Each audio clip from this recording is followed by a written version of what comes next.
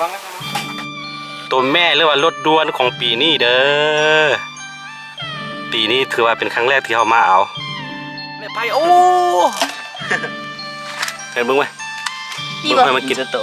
เบิ้งให้มันกินนี่เห็นบ่โอ้ถ้าสาวถ้าพูดไปสิไปเห็นแบบนั้นเบาๆนะเนาะ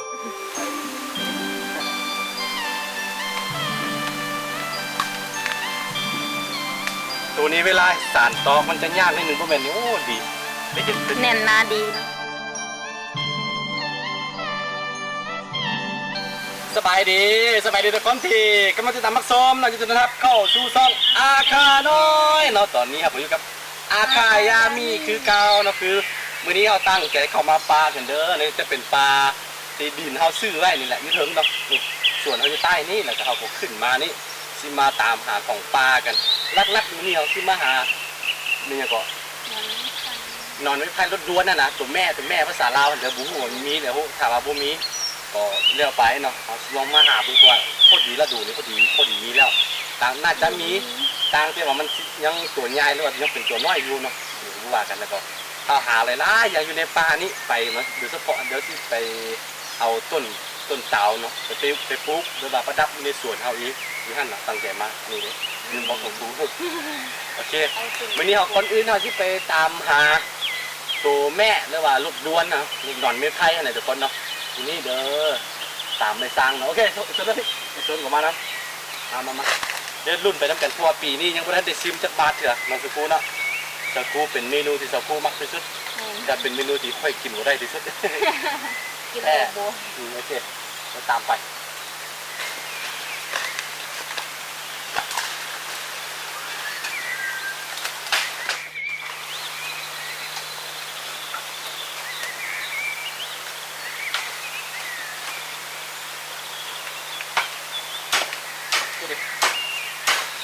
เอาสิลองปั๊มลงมาน้อหนึ่งเบิ้งนะมันมีบุมีเพราะสำหรับไม้สร้างในค่อนข้างเบิ้งยากนี่ตัวน้อตัวนี้มันหักแล้วสกูเบิ้งแมนตัวนี้แหละนี่พี่โอ้ยอยู่ไหนเห็นไหมตัวนี้ลองดึงออกมาขึ้นนอกของมันโอ้หนังจะลมแห้งเนาะเดี๋ยวสิปั๊มลงมากันเด้อกูเกี่ยมกัน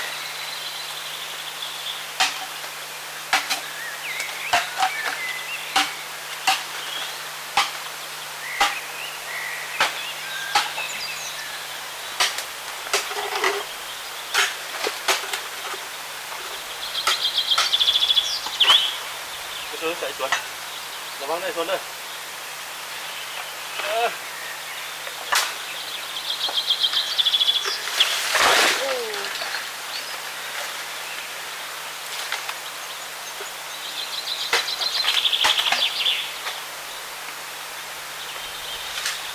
มันหักว่ะตัวนี้คือฝ่ายของมันหักลงมา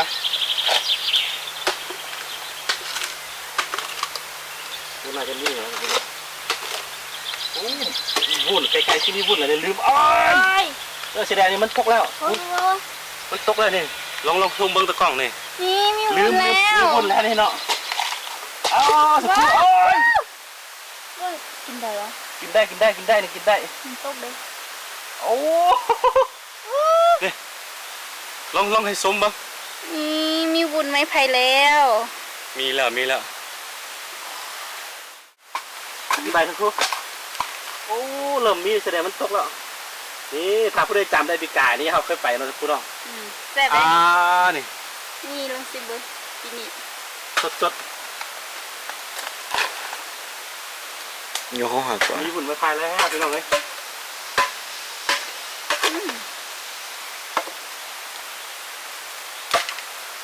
มันก็มีตีนตัวเนาะหัวมันบ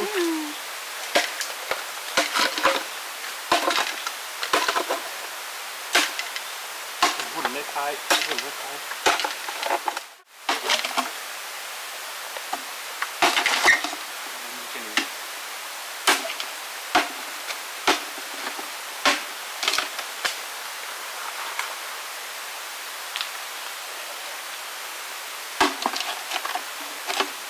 ใส่สายไว้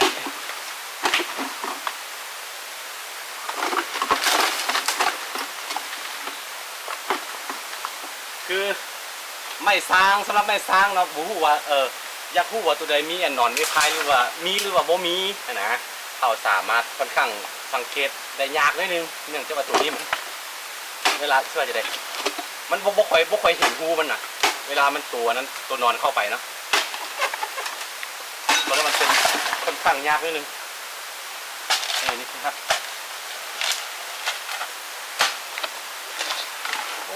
เชื่อตัวแม่กินเลยจริง เชื่อตัวแมงกินน่าจะเป็นลมแห้งของกูลมแห้งพัดมั้ง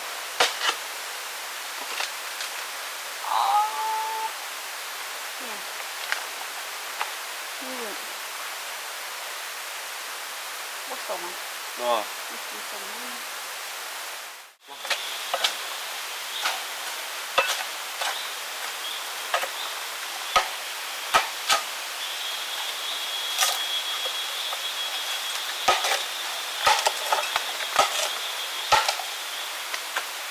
คือเห็นห้อยมันกลิ่นอยู่แต่บูหัวมันมีบ่มี กระดง ตัวด้วงดู ตัวแม่ นอนนี่ใครรถด่วน ลูกเกลือ ภาษาเราเอ็นตัวแม่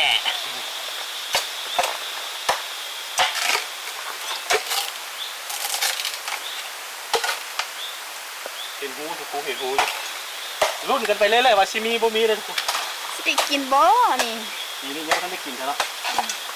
หอมเลยแซ่บเลยแหละ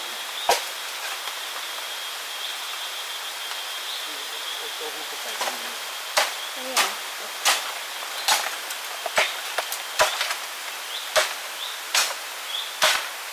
อย่าเห็นตัวก็ไล่ๆสุดใจเนาะ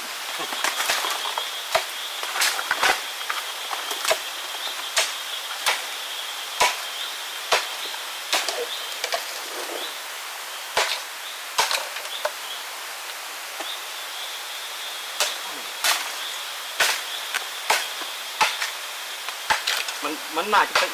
นน่าจะไปยุปลายโอ้แต่ว่าเขาเผื่อคนแน่ใจว่ามันที่บ่ยุกล่องอยู่นะเราใช้แบบ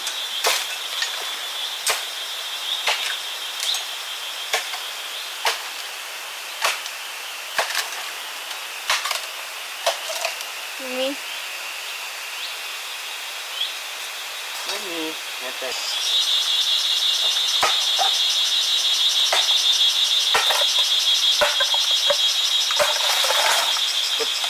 ไปดึงออกไปเลยโอ้มันหนักไปนี้ราคาอะ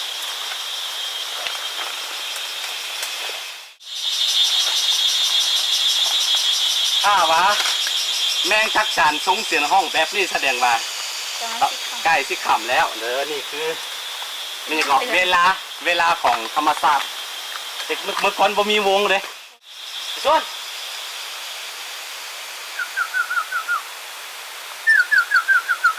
ไอ้ส่วน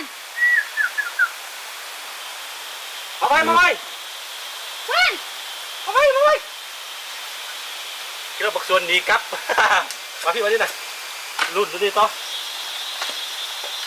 เอาไปส่วนมาไปมันเกี่ยมกับอยู่เนี่ยนะบุ้มเป็นได้หรอเกี่ยมกับได้หรอมาส่วนทรงนี้มันติดผู้สาวนะแต่ว่าเขาบุกปล่อยไปบ่ได้เนื่องจากว่ามันเป็นขี้เลื่อนนะเขาเป็นห่วงเนาะมาพี่มานั่งพี่ท่านั่งพี่ท่าไปนั่งพี่ท่าไป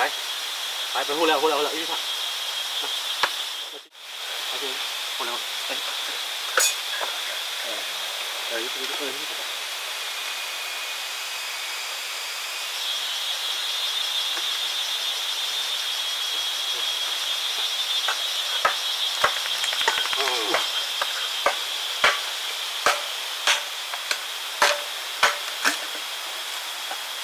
มีขี่มันแสดงว่ามีอันนอนรถด่วนเด้อบ่ฮู้ว่ามีบ่มีบ่มีครับเอาบ่มีครับเอ้ยเดี๋ยวเจาะพี่เบิ่งตะก๊อกเอาพี่เลยอ๋อมีมีเลยที่สุดตะคุกก็เห็น เดี๋ยวเปิดเลยเดี๋ยวเปิดไปให้เบิ้งเดี๋ยวเอาตัวหน่วยสองตัวซื้อ รุ่นแท้รุ่นว่า ใช่ปะเอ้าคือว่ามีแต่สอ เอ้าง ตัว คือพวกมีหลายอันเนาะ เอ้าสองตัวแท้ๆเลยนะมันกำลังเข้ามาไหมอ่ะ มันจะแม่นแหละ เห็นปะกำลังเข้ามาไหมดิบอกเดี๋ยวถ้าว่ามีเดี๋ยวค่อยตัดลงนี่ ป้าได้เห็นแล้วทุกคนรถด่วนเด้อโอ้ย ปีนี้เลยสดๆเลยเดี๋ยวเอาไปลองตัดเบิ้งที่พี่อีกเดี๋ยวลุ้นกันเด้อมาที่เด้อตะกล้องเด้อลุ้นตัวนี้อีกคิดว่ามีหลายหูมีอีก มีมะ มีอีก มีอะไรอ่ะ บ่มีหลายตัวสามตัวคือกัน อ้าว เนี่ยอันนี้เบิ้งแม่บอสหนึ่งมี2-3ตัวแบบนี้เห็นป่ะอันนี้2ตัวแท้ๆตะกล้องซูมเบิ้งไปเห็นป่ะนี่เห็นป่ะขี่มันมีแต่2ตัว บอสหนึ่ง2 ตัวถ้าครูบ่เป็นสั่งได้เก็บไปนี่ บ่ได้จักตัว นี่ขี่ของมันแบบนี้เด้ออ่ะจะครู4 ตัวละ ได้สิเดี๋ยวว่าได้บ่มีนะ บ่มีแล้วหมดแล้วเด้มียังมีอีกเนี่ยมันเจาะหูแบบนี้เด้เอาสังเกตแบบนี้สักครู มันจะหัวที่หันเนาะ นี่มันเจาะหูแบบนี้นี่เดี๋ยวสิให้ตะกล้องเบิ่งกันนี่มันเจาะหูแบบนี้เห็นป่ะ ง่ายเหรอนี่มัน โอเคเดี๋ยวรุ่นตัวนี้อีกว่ามีจักตัวมันจะอยู่ผิดละเห็นป่ะนี่มาเบิ่งพี่นี่มันปิ่นขี่แบบนี้ มีเดี๋ยวว่าเด้อ2ตัวนี่นะ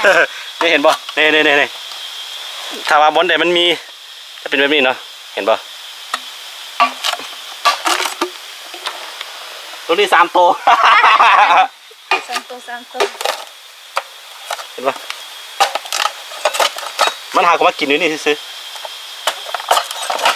นี่3 ตัวโอ้ยยังมีอีก ฮะ สนั่น นี่ มีรถพุ่นกบจักเด้อ โอ้ ต้นอันนั้นดู เมื่อตัดบ้างกัน ตักบังก่อนบังน้อยเด้อก็ได้เอา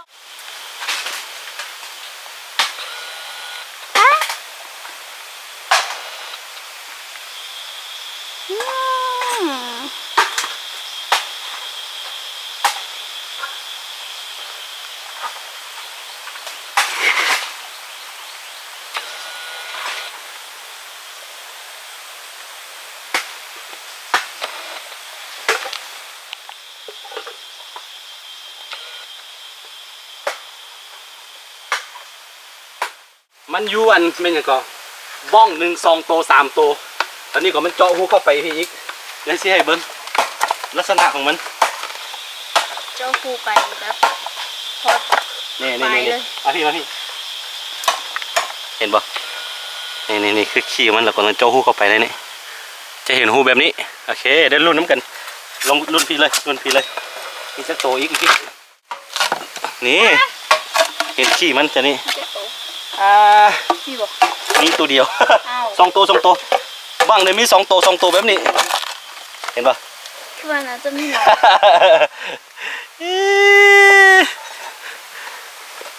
อันนี้คือปี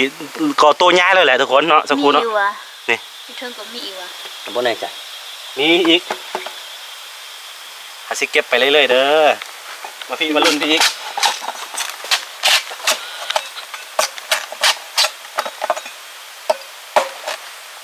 ลุ้นเด้อตะกล้องเด้อเนี่ยมี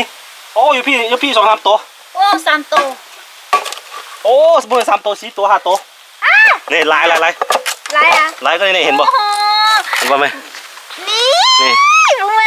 นี่เบิ้งหูมันเจาะขี้มัน เดี๋ยว เบิ้งไอ้ตัดดี ตัดดีๆนะเดี๋ยวบาดมือ ๆยังมีอีกโอ้ โอ้ย เริ่มละนี่เห็นไหมตัวนี้ลายกว่าโอ้นี่ มีลายเนาะ เห็นไหมมาเบิ้งพี่นี่มาแป๊บนี่นี่คือตัว ขี้ของ ขี้มัน รถด่วน แบบนี้เหรอเนี่ยมันเจ้าหู้เข้าไปอีกเลยเห็นบ่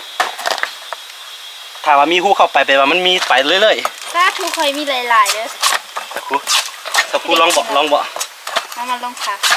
ไว้ มา อ่ะ เออ แป๊บนึง ตื่นเต้น มาชวนกูจะเห็นด้วยพี่ท่าชวน แหงจับเด้อ เดี๋ยวเธอฟ้าโอเคเอาช้าๆแม่ แทงเอ้าบ่มี พาดีๆ อย่าว่าได้บ่มี เอ๊ะขี่มัน ติ้ว มีสองตัว ผมเป็น2 โต จักตัว พาดีๆ4-5 โตคนละนี่ อือหือ มันอยู่บอลละน้อยได้นี่เห็นป่ะ เน่ตัวด่วน ยังมีหูเข้าไปอีก ได้กินแล้วว้า โอ้ วมาเก็บ โอเค ใส่บัง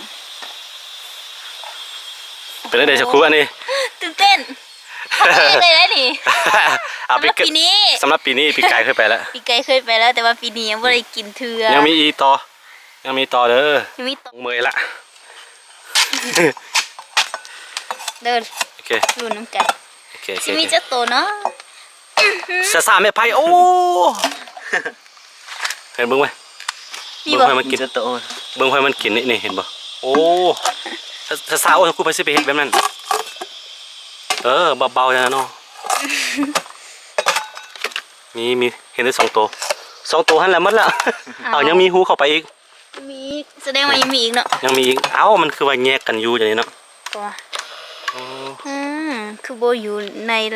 กระบองเดียวเลย โอเคแกไปเทละเล็กเทละน้อยตัดก่อน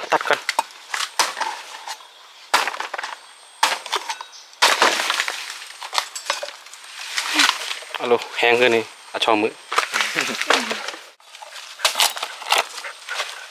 เอาหมดแล้วสักครู่เอาหมดแล้วนี่คือจุดจบของมัน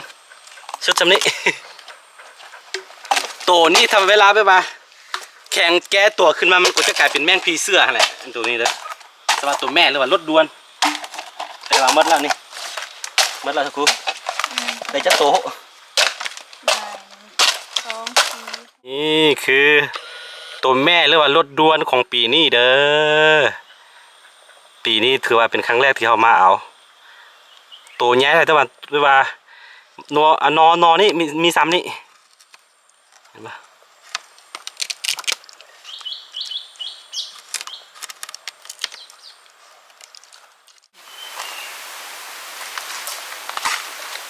นี่เห็นไหมจะบอกสกู มีอันนี้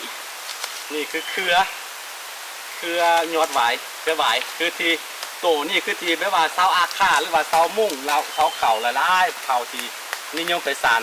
ตัวเสาคู่เป้เห็นผมแมนที่กันเอามาจากตรงนี้ที่กัน นี่ตะกร้า จ้าแบบนั้นแหละ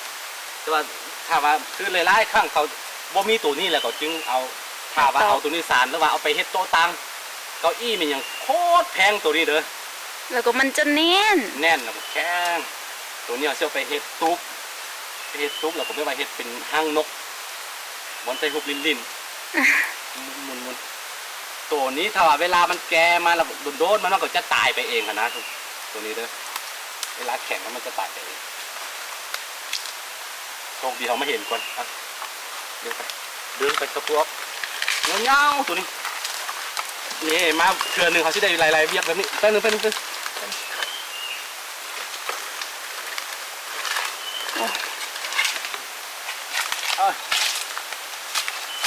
ระวังเด้อมันมีนะ มีหนามเด้อนี่ระวังเด้อ หนังมัน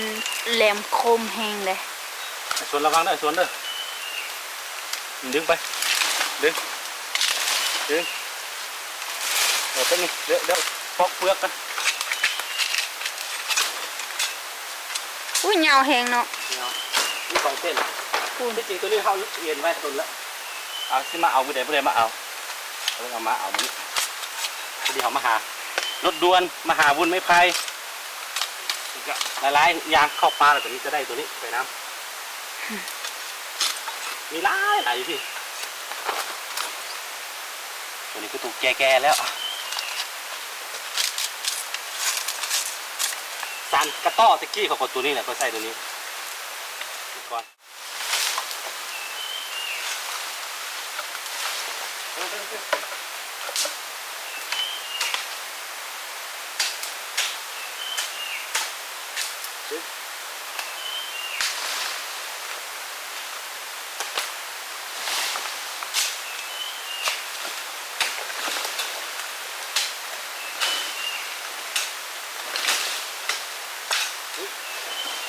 Iya.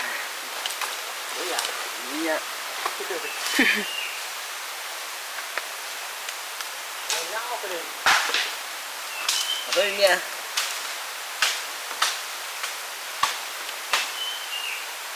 Đừng. Bắt thứ hở. Đấy.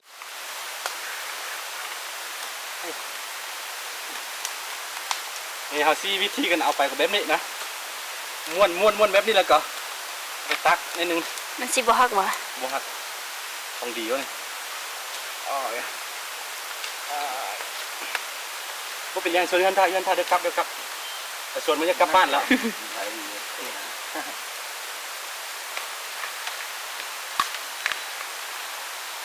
ตัวนี้เวลาสารตอกมันจะยากนิดนึงบ่แม่นนี่โอ้ดีไปเฮ็ดไป แน่นหนาดีเนาะ แน่นนานดี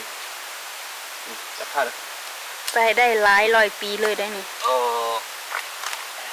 หมอนเลยเหรอ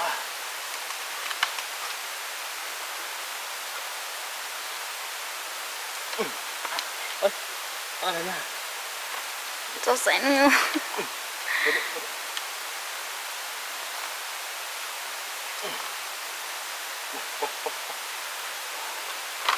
ว้าย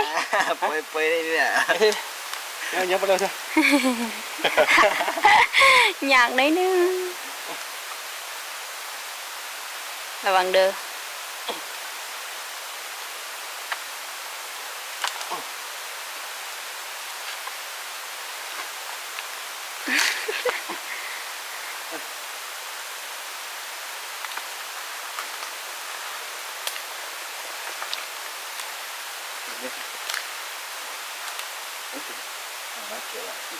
ไม่มีสติเลยละ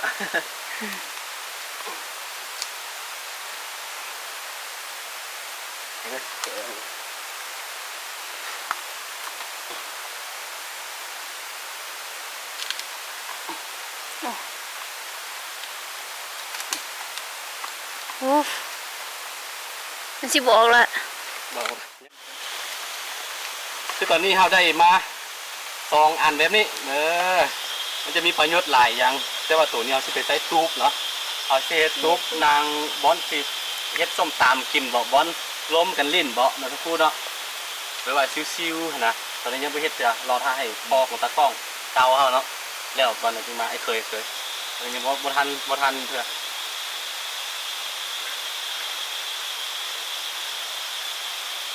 คือแผนเอาตอนแรกว่าสิไปเอาอันต้นเตาไปปลูกได้ว่าบ่ทันแล้วเนาะมันมืดแล้วก็เลยว่าเขาได้ตัวนี้2 อันนี่แทนอันนี้ที่ ค่อย ปลูก มาเอามือใหม่แล้ว ไปมาเอามือไม้ผมว่าที่กลับไปบรรยากาศแรงๆก็เด้อนี่คือกันมาเข้าภูเข้าป่าก็สิประมาณนี้เนาะเอาได้รถด่วน ได้มียังได้ เอาวุ่นไม่พายวุ่นไปพายไปเบิ่งซองของอาคายามิเด้อเนาะอันนี้ก็ได้ตัวนี้ได้เครือหวาย เชื่อเยอะหลาย เครือหวายอันนี้